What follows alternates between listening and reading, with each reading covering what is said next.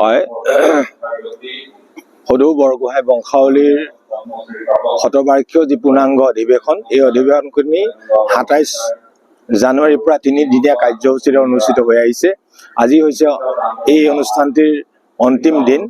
আজি অন্তিম দিনত পুৱা এক সাংস্কৃতিক শোভাযাত্ৰাই আমাৰ এই আজিৰ যি কাৰ্যসূচী, এই কাৰ্যসূচী আমি মুকলি কৰা হয়।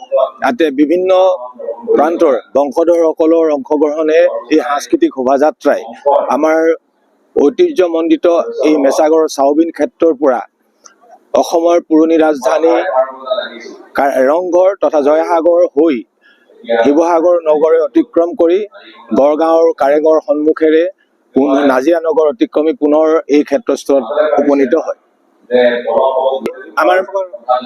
আজি আমাৰ অসমৰ সমাজ জীৱনলৈ বিশেষ বৰঙণি আগবঢ়োৱা কেইবাগৰাকী ব্যক্তিৰ উপস্থিতিত আজি আমাৰ মুকলি সভা অনুষ্ঠিত হৈ আছে।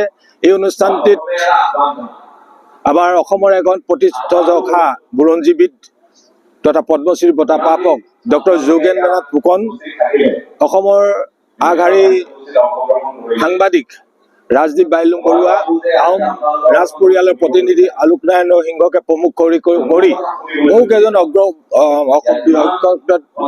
উল্লেখনীয় ব্যক্তিয়ে আজি এই মুকলি সভাত অংশগ্ৰহণ কৰিছে আৰু অসমৰ বিভিন্ন প্ৰান্তৰ পৰা অহা এই বংশধৰসকলৰ অংশগ্ৰহণে এক মিলন হেতু মৰম স্নেহৰ মাজেৰে এই 3দিনীয়া যি বংশাৱলীৰ